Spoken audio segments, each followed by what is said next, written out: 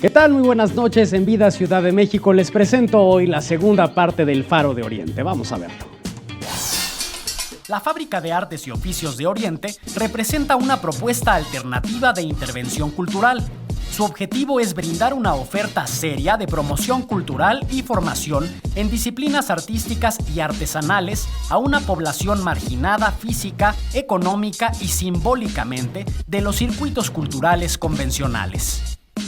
El Faro de Oriente se ubica en la delegación Iztapalapa, zona de alta marginalidad dentro de la ciudad, porque considera que la cultura es el centro del desarrollo social.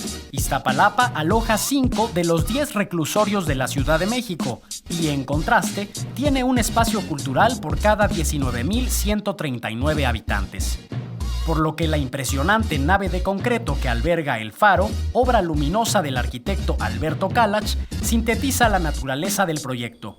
Es un remanso en medio del abandono.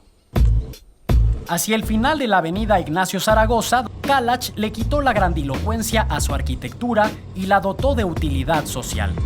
El arquitecto convirtió un antiguo basurero en un auténtico foco de cultura que ha llevado luz a jóvenes en la zona oriente. El Faro de Oriente es la combinación de una escuela de artes y oficios, un centro cultural con una amplia oferta artística, así como una plaza pública que ha recibido hasta 10,000 asistentes.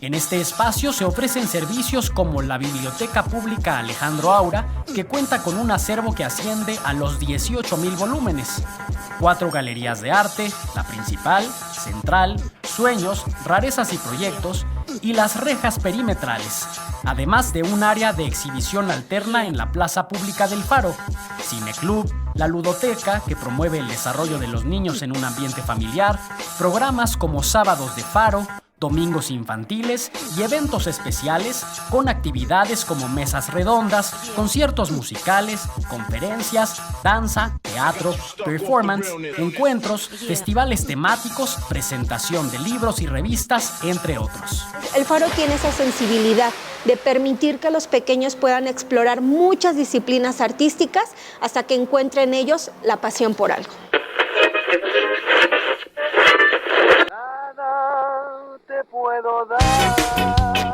También pone a disposición del público su emisora Radio Faro, que trabaja en un transmisor de corto alcance en la frecuencia 90.1 de FM, la revista de la Fábrica de Artes y Oficios, servicios a la comunidad para concientizar a las personas sobre problemas sociales y de salud, talleres de artes y oficios para jóvenes y adultos, y un Computer Clubhouse donde los asistentes pueden aprender nuevas tecnologías a partir de proyectos basados en sus propios intereses.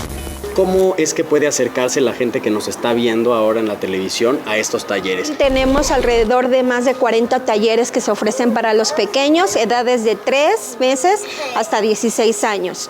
Y las inscripciones tenemos 3 periodos al año. Ahorita viene el último periodo del año, que sería la inscripción sería del 29 de agosto al 2 de septiembre.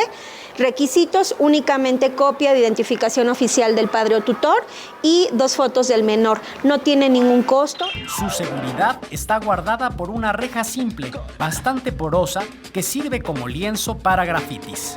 El arte y la cultura son 2 de las áreas a las que menos presupuesto se asigna, aun cuando se ha demostrado una y otra vez que sensibilizan y transforman positivamente a las sociedades. Y este espacio es un claro ejemplo de ello. Es el Faro de Oriente y forma parte de la vida de la Ciudad de México.